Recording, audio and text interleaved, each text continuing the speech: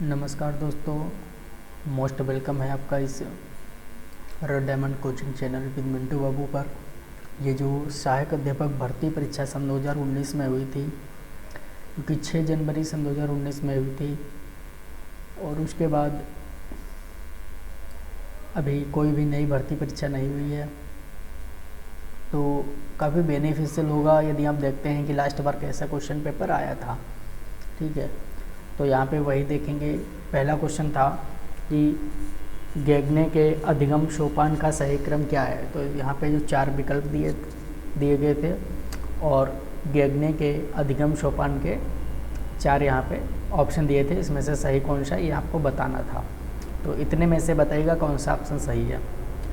Actually में इसमें जो सही ऑप्शन है वो ऑप्शन नंबर 3 सही है, यानी सबसे पहले संप्रत्यय अधिगम, ठीक है, फिर नियम अधिगम, फिर समस्या समाधान। समस्या समाधान सबसे बाद में होता है और इसका जो मेन आधार है वो ये है, सबसे पहले संकेत अधिगम होता है, फिर उद्दीपक अनुक्रिया होती है, फिर श्रृंखला अधिगम होता है, फिर शाब्दिक अधिगम, फिर बहुविभेद अधिगम, संप्रत्यय अधिगम, नियम अधिगम और फिर समस्या समाधान।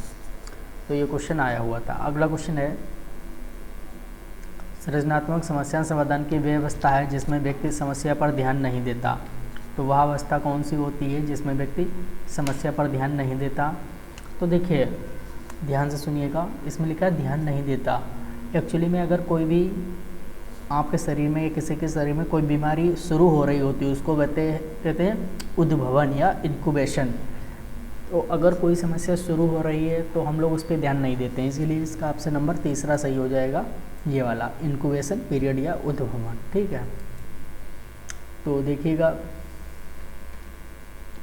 सृजनात्मक समस्या समाधान की वह अवस्था है जिसमें व्यक्ति समस्या पर ध्यान नहीं देता, वे अवस्था उद्भवन कहलाती है। इस अवस्था में व्यक्ति सूचना के बारे में चेतन रूप से चिंतन करना छोड़ देता है, परंतु अचेतन रूप से समस्या के बारे में सोचता रहता है। उद्भवन काल में कोई नई सूचना, नया ज्ञान अथवा अनुभव भंडार में जमा नहीं होता है। तो मतलब व्यक्ति क्या है, शुरुआत में उस पर ध्यान नहीं देता है। जैसे कोई भी बीमारी हुई तो आप उस पर या बाई दी वे ध्यान नहीं देंगे। अगला क्वेश्चन है, नेक्स्ट क्वेश्चन जो था वो अस्थि विकलांग केंद्र कहाँ स्थित है, ये आपको बताना है। यानी जो हड्डियाँ होती हैं उसका एक विकलांग केंद्र है, वो कहाँ स्थित है। तो देखिए अस्थि विकलांग केंद्र कोलकाता में स्थित है, कोलकाता में। और जबकि अगर दृष्टि विकलांग केंद्र पूछ लिया जाए कि अगर दृष्टि में कोई दिक्कत हो जाए उसके लिए दृष्टि बाधितार्थ संस्थान कहाँ स्थित है, तो वो देहरादून में स्थित है, देहरादून में। अगर कोई राष्ट्रीय श्रवण विकलांग संस्थान मुंबई में स्थित है। खाने का नमक किससे बनता है, तो खाने का नमक बताइएगा किससे बनता है। तो खाने का नमक ये जो बना होता है, ये बना होता है मजबूत अम्ल और मजबूत क्षार से, यानी स्ट्रॉन्ग एसिड और स्ट्रॉन्ग बेस से। अगला है, अब देखिए HCl NaOH और NaCl H2O, एक्चुअली ये उदासीनीकरण अभिक्रिया कहलाती है। कौन सी उदासीनीकरण अभिक्रिया। तो किसी पिंड की गतिज ऊर्जा अपने प्रारंभिक मान का 4 गुना हो जाए तब नया संवेग क्या हो जाएगा। तो देखिए प्रारंभिक मान का नया संवेग 2 गुना हो जाता है। इसमें ऑप्शन नंबर इसमें सी वाला करेक्ट होगा, सही होगा। तो नेक्स्ट क्वेश्चन देखिएगा, अगला क्वेश्चन है, ध्वनि तरंगों की प्रकृति कैसी होती है। जो हमारी ध्वनि तरंगे हैं ये वास्तव में कैसी हैं, अनुप्रस्थ हैं, अनुदैर्ध्य हैं, विद्युत चुंबकीय हैं या उपरोक्त में से कोई नहीं। तो जो ध्वनि तरंगे हैं ये अनुदैर्ध्य तरंगे हैं। ऑप्शन नंबर इसमें बी अपना करेक्ट होगा, बी ऑप्शन नंबर इसमें सही होगा। ठीक है, ये वाला आप ध्यान रखिएगा। अब देख लीजिएगा इसमें कि ध्वनि तरंगों की प्रकृति अनुदैर्ध्य होती है। वह तरंग जिसमें माध्यम के कण तरंग के चलने की दिशा के समांतर कंपन करते हैं उन्हें अनुदैर्ध्य तरंग कहते हैं। ध्वनि तरंगों का संचरण सभी माध्यमों ठोस द्रव केस में होता है। ये क्वेश्चन बहुत ज़्यादा इंपॉर्टेंट है। अभी सन 2020 में भी पेपर हुआ था UPTT का, उसमें भी आया था ध्वनि तरंग कैसी अनुदैर्ध्य। अगला क्वेश्चन है, माइक्रोन क्या होता है? तो माइक्रोन 10⁻⁻9, 10⁻12, 10⁻6, 10⁻15। माइक्रोन एक्चुअली 10⁻6 होता है, उसे वो होता है अपना 1 माइक्रोन, ठीक है। तो ये आप ध्यान रखेंगे, तो 10⁻6। अगला क्वेश्चन है, वातावरण का वह क्षेत्र जिसमें ओजोन उपस्थित होती है क्या कहलाता है? तो जिसमें ओजोन उपस्थित होती है वह स्ट्रेटोस्फेयर या समताप मंडल कहलाता है। ऑप्शन नंबर सी इसमें सही है, क्या? स्ट्रेटोस्फेयर या समताप मंडल कहलाता है। और क्षोभ मंडल के ऊपर स्थित होती है जो लगभग 40 से 60 किलोमीटर तक फैला होता है, यानी 40 किलोमीटर से शुरू हो जाएगा पर 60 किलोमीटर तक रहेगा। एक पूरी ओजोन परत है जो करती क्या है, जो कि हानिकारक परावैंगनी किरणों को अवशोषित कर लेती है। ओजोन परत हमारी पृथ्वी की परावैंगनी किरणों से रक्षा करती है। और ओजोन परत को हम डॉप्सन्स DU में मापते हैं, डॉप्सन्स यूनिट में। किसमें? डॉप्सन्स यूनिट में। और ओजोन दिवस कब मनाया जाता है? तो 16 सितंबर को ओजोन डे या ओजोन दिवस मनाया जाता है। ओजोन को सर्वाधिक हानि इसकी जो क्लोरीन होती है वो इसको बहुत हानि पहुंचा देती है। CFCs क्लोरोफ्लोरो गैसेस होती हैं, उसमें क्लोरीन। नेक्स्ट क्वेश्चन है, श्वास छिद्र का उपयोग श्वास के लिए किसके द्वारा किया जाता है? तो देखिएगा, जो श्वास छिद्र होता है उसका उपयोग श्वास के लिए किसके द्वारा किया जाता है? तो मछली, तिलचट्टा, केंचुआ या घोंगा। तो यहाँ पे जो आपका सही ऑप्शन है वो सही ऑप्शन है तिलचट्टा। तो श्वास छिद्र का उपयोग तिलचट्टे में होता है, यानी कॉकरोच में। इसमें छोटे छोटे श्वास छिद्र होते हैं, ठीक है।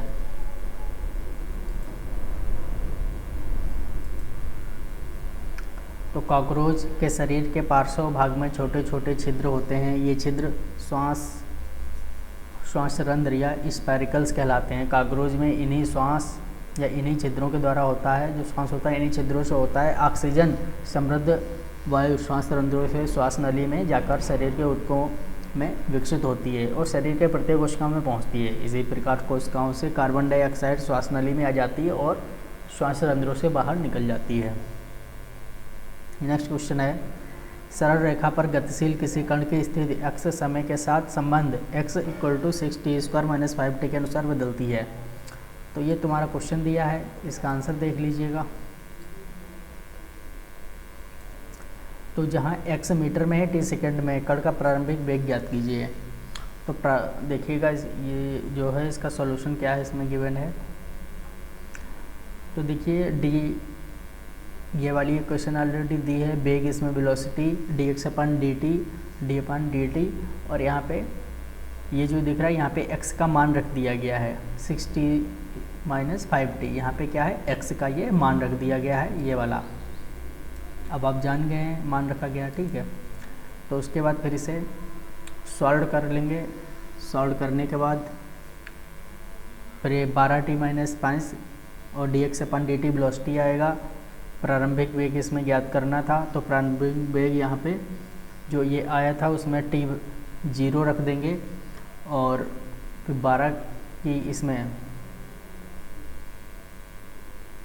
12 के 0 से गुणा कराएंगे तो वो 0 हो जाएगा और -5 रहेगा, ठीक है। क्या रहेगा? -5 आंसर आ जाएगा। अगला क्वेश्चन है, किसकी कमी से रतौंधी होती है? तो नाइट ब्लाइंडनेस किसकी कमी से होती है? सभी जानते हैं विटामिन ए की कमी से होती है। विटामिन ए का रासायनिक नाम क्या है? रेटिनॉल। क्या है? रेटिनॉल। विटामिन की खोज किसने की थी? फंक ने की थी, फंक, ध्यान रखिएगा। विटामिन बी का नाम थायमीन है, ठीक है, थायमीन। विटामिन सी का रासायनिक नाम एस्कॉर्बिक एसिड है। विटामिन डी का रासायनिक नाम कैल्सीफेरॉल है। ये आप सब ध्यान रखिएगा, जो कि विटामिन ए के बारे में रात में कम दिखाई देने वाला रोग हो जाता है जिसे रतौंधी कहते हैं। अगला क्वेश्चन बहुत अच्छा क्वेश्चन है, देखिएगा। 4.4 ग्राम CO2 का एंटी पेपर आयतन कितना होगा? तो ध्यान से सुनिए, यहाँ पे इन्होंने लगा दिया 4.4 ग्राम कार्बन डाइऑक्साइड। अगर 44 ग्राम कार्बन डाइऑक्साइड होती तो पहला ऑप्शन इसमें सही हो जाता है, लेकिन 44 ग्राम से इन्होंने कम कर क्या कर दिया, तो उसका 10वां हिस्सा ले लिया है, 4.4 ग्राम कर दिया, यानी 4.4 ग्राम। तो हम लोग क्या है, पहले 22.4 लीटर नॉर्मल आयतन होता है, लेकिन वो 44 ग्राम में होता। लेकिन इसका सही ऑप्शन अब क्या हो जाएगा? अब ये वाला बी वाला ऑप्शन सही हो जाएगा, ठीक है। तो कैसे हो गया देख लीजिए आप। 1 मोल CO2 गैस का एंटीपेपर आयतन 22.4 लीटर होता है, लेकिन 0.1 मोल CO2 गैस का एंटीपेपर आयतन निकालेंगे तो इसी प्रकार निकलेगा ये, तो 2.24 लीटर आ जाएगा। इनमें से सबसे कमज़ोर क्षीण बल कौन सा है? तो सबसे कमज़ोर बल बताना है गुरुत्वाकर्षण बल, विद्युत बल, न्यूक्लियर बल, चुंबकीय बल। तो देखिए सबसे कमज़ोर बल जो है इसमें से, देखिए विद्युत बल यानी लाइट वाला बल। अगर कहीं 12,000 की या 11,000 की लाइन गई हो लाइट वाली तो वहाँ पे व्यक्ति को करंट लग सकता है। न्यूक्लियर बल ये सबसे फास्ट बल होता है, ठीक है, यानी सबसे तगड़ा बल, सबसे स्ट्रांग बल। चुंबकीय बल ये तो चुंबक में ही होता है, मैग्नेट में भी, ये भी आप जानते हैं, लेकिन गुरुत्वाकर्षण बल लगता है आपको पता भी नहीं चलता। तो सबसे कमज़ोर बल कौन सा होगा? पहला वाला ऑप्शन, गुरुत्वाकर्षण बल।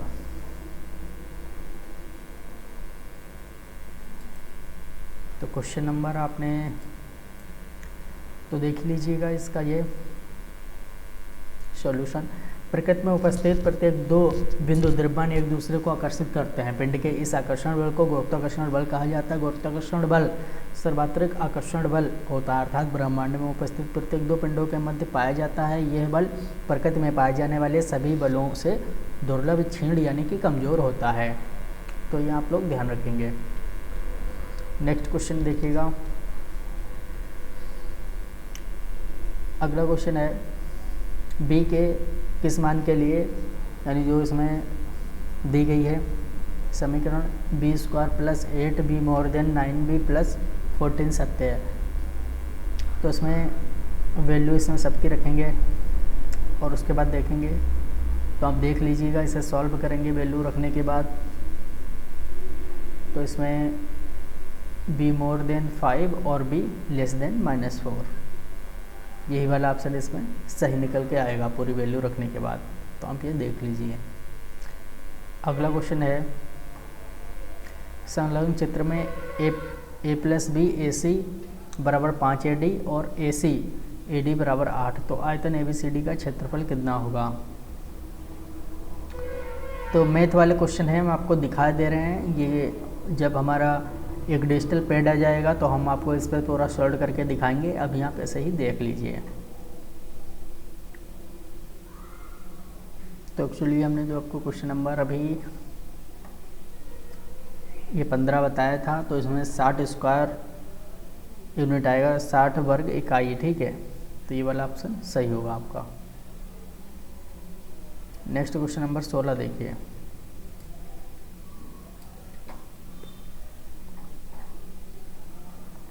ये क्वेश्चन नंबर 16 है। यदि 2 शंकुओं की ऊंचाई में अनुपात 1:4 है और उनके व्यास में अनुपात 4:5 है, तब उनके आयतन में क्या अनुपात होगा? तो शंकु का आयतन 1/3 πr² और ऊंचाई h1h2 ले लेंगे, व्यास r1 r2 ले लेंगे, ठीक है। तो व्यास त्रिज्या का 2 गुना होता है, तो 2r1 2r2, इसे लेकर पूरा सॉल्व कर लेंगे। आयतन में अनुपात पूरा रख देंगे, सॉल्व करने के बाद 4:25 आ जाएगा। तो शंकु के आयतन ध्यान रखिए 1/3 πr²h। प्रथम 9 प्राकृतिक अभाज्य संख्याओं का औसत कितना है? तो बहुत अच्छा क्वेश्चन है ये। प्रथम 9 प्राकृतिक संख्या है। प्राकृतिक संख्याएं कौन सी संख्या होती हैं? प्राकृतिक प्रथम 9 प्राकृतिक अभाज्य संख्या है। तो देखिए अभाज्य की इसने बात की है, तो सबसे छोटी अभाज्य संख्या 2 है, फिर 3 है, फिर 5, 7, 11, 13, 17, 19, 23 और ऐसे 9 ले लेंगे, पूरा सॉल्व कर लेंगे। 11 से 1/9 इसका आंसर आ जाएगा।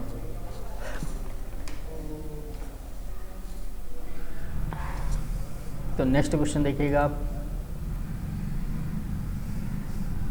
देखिए मैथ में हम आपको इसमें दिखाई दे रहे सिर्फ क्वेश्चंस, बाकी कैसा क्या है ये आप देख लेंगे। मैथ में जो इसमें क्वेश्चन है, यदि हिंदी वाला देखिए वही 2 बार लिखा है हिंदी इंग्लिश में। यदि रूट 29, 16, 54 हो और root 29.16 plus root 0.2916 plus root 0.002916 plus root 0.00002916 का मान क्या होगा? तो देखिए डिजिट वही है, सिर्फ उसमें क्या है दशमलव मान में अंतर आता रहा है। तो दशमलव मान में तब दिया क्या था, इसमें दिया था ऑलरेडी कि 2916, रोड में इसका मान 54 था।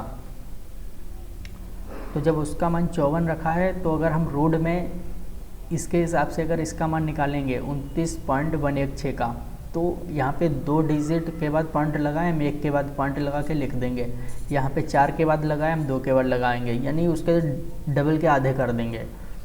यहाँ पे 8 के बाद पॉइंट लगा था, हमने 4 के बाद लगा दिया, और यहाँ पे 6 के बाद लगा है। हाँ, तो इसे पूरा फिर सॉल्व कर लेंगे, फिर 5.9 हमारा उत्तर आ जाएगा, 5.9, पहला 5.9994 वाला, तो पहला वाला ऑप्शन इसमें सही होगा। अगला क्वेश्चन है 3 संख्याओं का योग 98 98 है, यदि पहली और दूसरी संख्या के बीच अनुपात 2:3 तथा दूसरी और तीसरी के बीच अनुपात 5:8 है, तो दूसरी संख्या ज्ञात कीजिए। तो आप देख लीजिएगा, इसी प्रकार इसे सॉल्व कर लेंगे। यदि त्रिज्या r त्रिज्या वृत्त के अंतर्गत एक समषटभुज विनिर्मित हो तो उसका परिमाप क्या होगा। तो देखिए षटभुज होंगी, कितनी भुजाएं होंगी, 6। तो दिख रहा है इसमें 1 2 3 4 5 6, तो उसका परिमाप अगर कोई वृत्त होगा, ठीक है, तो उसका वृत्त जो होगा उसके परिमाप त्रिज्या जितनी होगी उतनी होगी, तो 6r हो जाएगा। कितना हो जाएगा, 6r।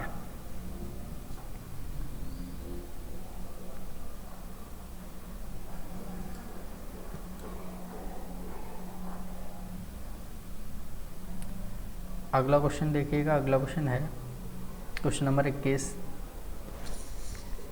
किसी त्रिभुज के अंतः केंद्र को सुनिश्चित किया जाता है, तो कैसे। अंतः केंद्र तो अभिलंब से, कोणों के अर्धक से, माध्यिका से, भुजाओं के लंबार्धक से, तो इसमें कोणों के अर्धक से, ठीक है, तो ऑप्शन नंबर 20 में करेक्ट है। आगे क्वेश्चन दिया है 1001 की पावर 3, इसे पूरा सॉल्व करेंगे। तो चाहे आप रियल में गुणा करवा लें या फिर ये फार्मूला आप देख रहे हैं, ये वाला फार्मूला लगा लें। a प्लस बी की पावर 3, तो a की घात 3 b की घात 3 प्लस 3 a प्लस बी, तो इसकी जगह पूरी वैल्यू रखेंगे, यानी 1000 प्लस 1, तो इसकी पावर 3 कर देंगे, 1 की पावर 3, फिर 3 गुणे 1000 गुणे 1 गुणे 1000 प्लस 1, इसकी पावर 3 करेंगे तो यहाँ पे इतनी वैल्यू आ जाएगी, और 1 की पावर 3 तो 1 ही रहेगा, इसकी 3000 आ जाएगी, और इसकी इससे बड़ा करेंगे 1 आ जाएगा, और यहाँ पे 1 से 1 की गुणा करेंगे 1 ही रहेगा, ठीक है। फिर इसे पूरा सॉल्व करेंगे तो आंसर आ जाएगा 100 300 3001। अगला क्वेश्चन है यदि किसी संख्या का 20% 120 हो तो उसी संख्या के 120% कितना होगा, ठीक है। तो 120% पहुँच रहा है, तो हम कई तरीके से इसे देख सकते हैं। अगर किसी संख्या का 20% 120 है, अगर इसका आप इसमें 20 से भाग कर दीजिए, ठीक है, और 120 से गुणा कर दीजिए, इसका आंसर आपको मिल जाएगा। सबसे आसान तरीका मैं आपको बता रहा हूँ। तो यदि आप या तो इसका 10% निकाल लें, फिर आप 120 तक ले जाएं, तो वैसे भी लगा सकते हैं। तो 10% यदि आप इसका निकालेंगे तो 60 आ जाएगा, और 60 से 12 तक लेके जाएंगे, 72, यानी 720 इसका आंसर आ जाएगा। अगला क्वेश्चन है निम्नलिखित में से सबसे छोटी भिन्न कौन सी है। तो देखिएगा, इसमें से सबसे छोटी भिन्न आपको बतानी है।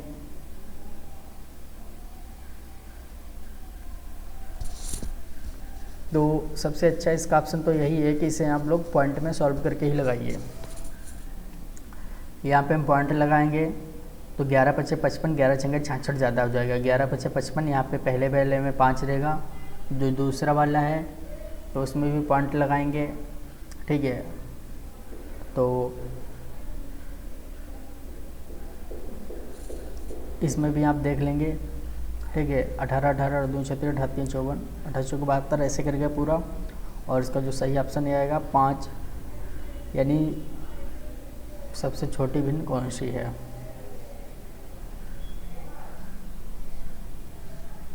अगर यहाँ पे हम लोग देखेंगे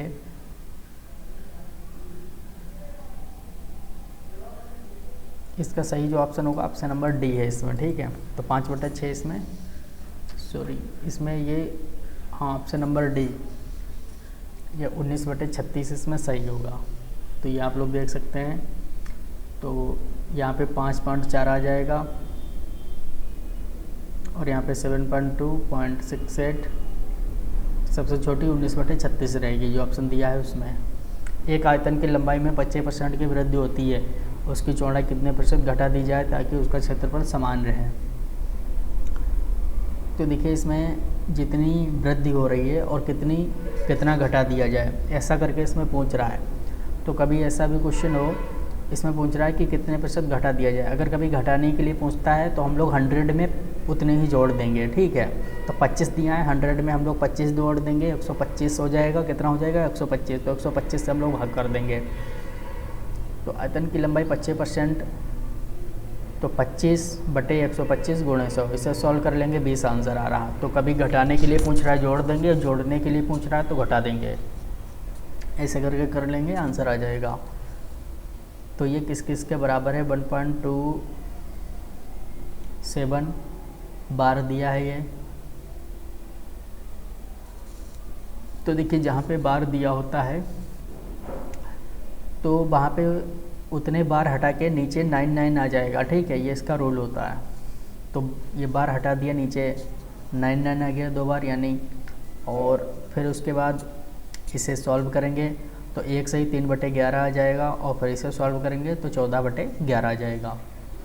कोई धन चक्रवृद्धि ब्याज से 15 वर्षों में 2 गुना हो जाता है, 15 वर्षों में 2 गुना। ध्यान से सुनिएगा, कह रहा है कि 15 वर्षों में 2 गुना, ठीक है। यानी आपने किसी को 1 रुपये दिए, वो 15 वर्षों में 2 रुपये हो चुके हैं। कह रहा है ये 8 गुना हो जाएगा। तो कितने समय में 8 गुना हो जाएगा? तो 15 वर्षों में 1 का 2 हो गया यानी 2 गुना, फिर 30 वर्षों में 2 का 4 यानी 4 गुना, और 15 और 30 में और जोड़ दो 45 यानी 45 वर्षों में 8 गुना। तो सही आंसर हो जाएगा इसका 45 यानी सी। तो सी ऑप्शन इसमें सही होगा, 45 वर्ष। ये जो तरीका दिया आप इससे भी लगा सकते हैं। अगला क्वेश्चन है,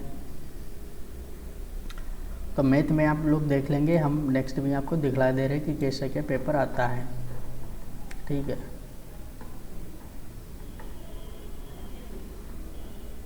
क्वेश्चन नंबर आपको 29, 29, 28 नंबर हम आपको दिखला दे रहे हैं।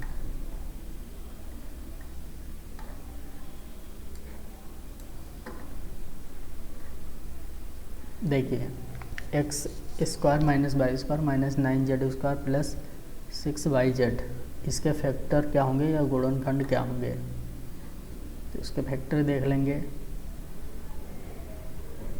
तो इस तरीके से आप इसे सॉल्व कर लेंगे। एक समलंब चतुर्भुज की समांतर भुजाओं की लंबाई a और b है, इसकी असमांतर भुजाओं के मध्य बिंदुओं को मिलाने वाली रेखा की लंबाई क्या होगी?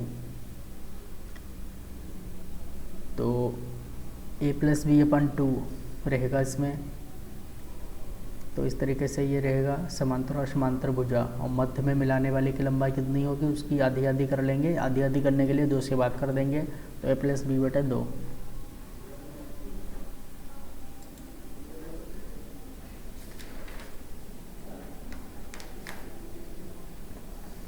अगला देखिएगा, अगला है किसी कक्षा में 6 छात्रों की आयु वर्षों में दी गई है, इसकी माध्यिका ज्ञात कीजिए। यानी माध्यिका यानी मध्यकांक ज्ञात कीजिए। तो 6 छात्र हैं, ठीक है। तो सबसे हम करते हैं आरोही क्रम में लगाते हैं, 12, 13, 14, 15, 16, 18 और फिर 19। पदों की संख्या क्या है? समद्वितीय है, इसीलिए इसका जो सूत्र होता है सम के लिए n/2वें पद का मान प्लस n/2 प्लस 1वें पद का मान, यानी कि संख्या इसमें दी है कितनी? 6, यानी तीसरे पद का मान, ठीक है, और चौथे पद का मान बटे 2। तो तीसरे और चौथे पद का मान बटे 2 कर देंगे, 15 इसका आंसर आ जाएगा, यानी बी ऑप्शन इसका सही हो जाएगा, ठीक है। तो कभी संख्या अगर विषम दी हो तो हम वही बीच वाला ले लेते हैं इसमें से जो सबसे बीच में होता है, और अगर सम दी हो तो n/2 2वें पद का मान प्लस n/2 प्लस 1वें पद का मान ले लेते हैं। अगला इसमें कौन सा सही है, जो दिए गए ऑप्शन है इसमें आपको एक जो सूत्र है इसका संबंध आपको बताना है। तो देखिए इसमें 3 माध्यिका बराबर बहुलक प्लस 2 माध्य, 3 median equal to mode plus 2 mean. तो दूसरा वाला ऑप्शन नंबर 20 में सही है ये। तो ये आप कई बार लिखेंगे तब ये आपको याद हो जाएंगे। 3 माध्यिका बराबर बहुलक प्लस 2 माध्य, ठीक है। ये क्वेश्चन बहुत बार एग्जाम में आता है, अलग अलग डिफरेंट एग्जाम में। तो अभी तक हमने कुछ क्वेश्चंस देख लिए, आगे कुछ और देख लेंगे। लगभग इसमें 150 क्वेश्चंस होते हैं, हम 150 क्वेश्चंस आपको इसमें धीरे धीरे करके प्रोवाइड करवा देंगे। अगला क्वेश्चन है, यदि किसी व्यक्ति को बिक्री मूल्य पर 20% की हानि होती है तो क्रय मूल्य पर प्रतिशत हानि ज्ञात कीजिए। तो इसमें देखिएगा कि कोई भी व्यक्ति है जिसे बिक्री मूल्य पर 20% की हानि होती है, तो आप इसे अलग अलग तरीके से, कई तरीके से लगा सकते हैं। बिक्री मूल्य इसमें 100 मान लिया गया है, फिर बिक्री मूल्य पर 20% की हानि हो गई है, ठीक है। तो हानि कितना है, बिक्री मूल्य का 20%। तो यहाँ पे 20% के लिए यानी 100 100 गुणा 20/100, तो 20% आ गया। अब क्रय मूल्य पे निकालते हैं, यानी उसने वो चीज़ कितने में खरीदी थी, तो 20 प्लस 100 120 आ गया। अब क्रय मूल्य पर प्रतिशत हानि, तो क्रय मूल्य यानी खरीदे गए मूल्य पर हानि कितनी है, तो हानि यहाँ पे हानि सूत्र है इसमें, हानि बटे क्रय मूल्य गुणे 100। तो हानि 20 हुई है, कितने पे, 120 पे हुई है, गुणे 100। सॉल्व करेंगे तो 100/60 और फिर 50/3 आ जाएगा। भारत के 23वें मुख्य निर्वाचन आयुक्त कौन है, तो सुनील अरोड़ा है। कौन है, सुनील अरोड़ा। भारत में राष्ट्रीय खेल दिवस कब मनाया जाता है, तो ये 29 अगस्त को मनाया जाता है राष्ट्रीय खेल दिवस, ठीक है। तो 28 फरवरी को आपका मनाया जाता है विज्ञान दिवस, 3 मार्च को कैंसर दिवस मनाया जाता है, और 22 अप्रैल को पृथ्वी दिवस मनाया जाता है, 31 मई को कैंसर दिवस मनाया जाता है, और 5 जून को क्या मनाया जाता है, पर्यावरण दिवस। और 29 अगस्त को आपका ये राष्ट्रीय खेल दिवस, और 16 सितंबर को ओजोन दिवस, और उसके बाद 1 दिसंबर को एड्स दिवस मनाया जाता है, और 2 दिसंबर को कंप्यूटर दिवस मनाया जाता है, कंप्यूटर साक्षरता दिवस। तो ऐसे ही बहुत हैं, आप ये सब याद करते रहिएगा। बुद्ध चरितम महाकाव्य किसने लिखा है, तो अश्वघोष ने लिखा है बुद्ध चरितम महाकाव्य। विश्व पर्यावरण दिवस 2018 के मुख्य थीम क्या थी। अब ऐसे पर्यावरण दिवस 2019 आपको 20 की थीम बताइएगा क्या है, ठीक है। विश्व पर्यावरण दिवस 2020 की थीम क्या है, तो देखिए 2020 की जो थीम है पर्यावरण दिवस में, वो yoga from home yoga for health, ठीक है। तो ये कोरोना के चक्कर में ये थीम दी गई थी, आप लोग ध्यान रखिएगा, yoga from home yoga for health. Next देखिएगा, अब देखिए कभी भी आगे जब एग्ज़ाम होगा सन 2021 में, तो कभी 18-19 का नहीं पूछेगा, 20 का पूछेगा नया वाला। ये सब आपको नए याद रखने हैं। ग्लोबल हैप्पीनेस इंडेक्स 2018 के अनुसार भारत का उसमें स्थान क्या आया है, तो आप ग्लोबल हैप्पीनेस इंडेक्स 2020, तो भारत की रैंकिंग आपको बतानी है। March 2020, Finland was ranked the happiest country in the world 3 times in a row. The editors of the report are John F. Halliwell, Richard Layard, Jeffrey D. Sachs, and Jan Emanuel de Neve. तो India की ranking 144 आई है, ठीक है, 144 144 सन 2020 में। तो ये आप ध्यान रखिएगा। अगला क्वेश्चन है, नाथ पंथ नामक संप्रदाय के प्रवर्तक कौन थे? तो ये थे मत्स्येंद्र नाथ, इसको मत्स्येंद्र नाथ कहते हैं, नाथ पंथ के संप्रदाय के, जो कि गुरु गोरखनाथ के गुरु थे। तो ये क्वेश्चन बहुत अच्छा क्वेश्चन है। निम्नलिखित में से कौन सा कर्नाटक का लोक नृत्य है? तो यक्षगान कर्नाटक का लोक नृत्य है। और भी हैं, देख लीजिएगा। यक्षगान कर्नाटक के है, गरबा गुजरात का है, चरकुला उत्तर प्रदेश का है, ब्रज क्षेत्र का, जवारा मध्य प्रदेश बुंदेलखंड का है। कुचिपुड़ी में कैलाशनाथ मंदिर शिव मंदिर, जिसकी भीतरी दीवारों में रंगों से मूर्तियां बनाई गई हैं, किसने बनवाया था? तो यहाँ बताइएगा। ये नरसिम्हा वर्मन सेकंड ने बनवाया था। ऑप्शन नंबर डी सही है, नरसिम्हा वर्मन सेकंड ने। किसने? तो जो कुचिपुड़ी में कैलाशनाथ शिव मंदिर की मूर्तियाँ बनी हैं, उन भीतरी रंगों से मूर्तियाँ बनाई गई थी, इसे बनवाया था नरसिम्हा वर्मन सेकंड, ना कि नरसिम्हा वर्मन फर्स्ट, सेकंड ध्यान रखिएगा। तो आज हम सोच रहे हैं कि आज हम 50 क्वेश्चन करते हैं, नेक्स्ट टाइम करते हैं, ठीक है। मिर्ज़ापुर किसके लिए प्रसिद्ध है? मिर्ज़ापुर कजरी के लिए प्रसिद्ध है। मिर्ज़ापुर कजरी के लिए प्रसिद्ध है। कजरी पूर्वी उत्तर प्रदेश का वर्षा ऋतु का लोकगीत है। मिर्ज़ापुर में कजरी उत्सव भद्रकृष्ण तृतीया को विंध्यवासिनी देवी के जन्मोत्सव पर बड़े धूमधाम से मनाया जाता है। निम्नलिखित में से किस राज्य में भारत का शोभा एयरपोर्ट स्थित है? तो सिक्किम राज्य में। कौन सा राज्य? सिक्किम राज्य में शोभा एयरपोर्ट स्थित है। अगला है, केंद्रीय गिलास एवं सिरेमिक अनुसंधान संस्थान कहाँ है? तो खुर्जा में है। केंद्रीय गिलास एवं सिरेमिक अनुसंधान संस्थान कहाँ है? खुर्जा में है।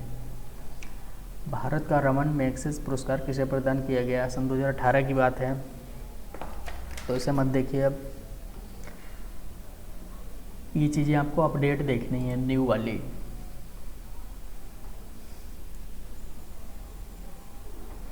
ये जितने भी पुरस्कार मिले हैं, कौन से पुरस्कार किसको मिलने हैं, कौन सी पुस्तक किसने लिखी है, ये यूपी सुपर टीटी के लिए बहुत इम्पॉर्टेंट है क्वेश्चन, ठीक है।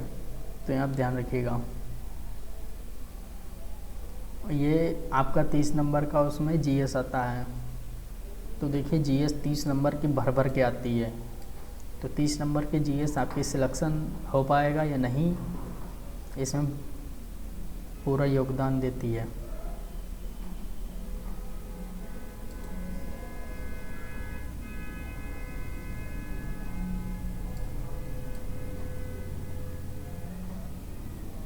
भारत का शेक्सपियर किसे कहा जाता है? तो कालिदास को भारत का शेक्सपियर कहा जाता है। कालिदास एक शास्त्रीय संस्कृत लेखक थे, जिन्हें व्यापक रूप से भारत का संस्कृत भाषा में सबसे बड़ा कवि और नाटककार माना जाता है। तो देखिए, ये पहले इतने ज़्यादा ज्ञानी नहीं थे, लेकिन कुछ समय के पश्चात इनको बहुत ज्ञान हो गया कालिदास को। तो जब कोई भी व्यक्ति मेहनत करता है तो उसे मिलता है सब कुछ।